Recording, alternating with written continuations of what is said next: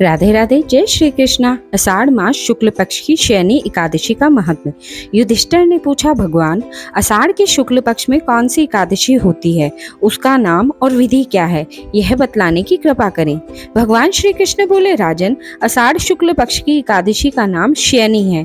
मैं उसका वर्णन करता हूँ। वह महान, पुण्यमयी, स्वर्ग एवं मोक्ष प्रदान करने वाली, सब पापों को हरने वाली तथा उत्तम व्रत है। आषाढ़ शुक्ल पक्ष में शयनी एकादशी के दिन जिन्होंने कमल पुष्प से कमल लोचन भगवान विष्णु का पूजन तथा एकादशी का उत्तम व्रत किया है, उन्होंने तीनों लोकों और तीनों सनातन देवताओं का पूजन किया है।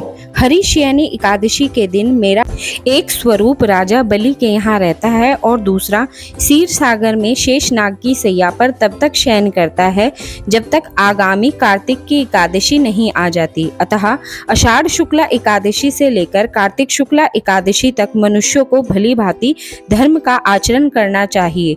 जो मनुष्य इस व्रत का अनुष्ठान करता है वह परम गति को प्राप्त होता है। इस कारण यत्न पूर्वक इस एकादशी का व्रत करना चाहिए। एकादशी की रात में जागरण करके शंख चक्र और गदा धारण करने वाले भगवान विष्णु की भक्ति पूर्वक पूजा करनी चाहिए। ऐसा करने वाले पुरुष के पुण्य की गणना करने में चतुर्मुख ब्रह्मा भी असमर्थ है। राजन, जो इस प्रकार भोग और मोक्ष प्रदान करने वाला सर्व पापहारी एकादशी के उत्तम व्रत का पालन करता है, वह जाति का चांडाल होने पर भी संसार में मेरा सदैव प्रिय करने वाला है। जो मनुष्य दीपदान, पलाश के पत्तों पर भोजन और व्रत करते हुए चौमासा व्यतीत करते हैं, वे मेरे प्रिय हैं।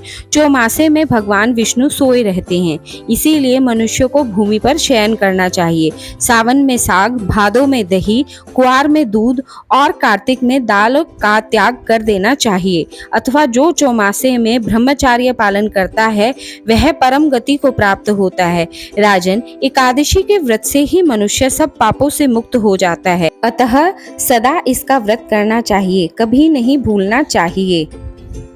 शयनी और बोधनी के बीच में जो कृष्ण पक्ष की एकादशियां होती हैं, गृहस्थ के लिए वे ही एकादशियां रखने योग्य हैं।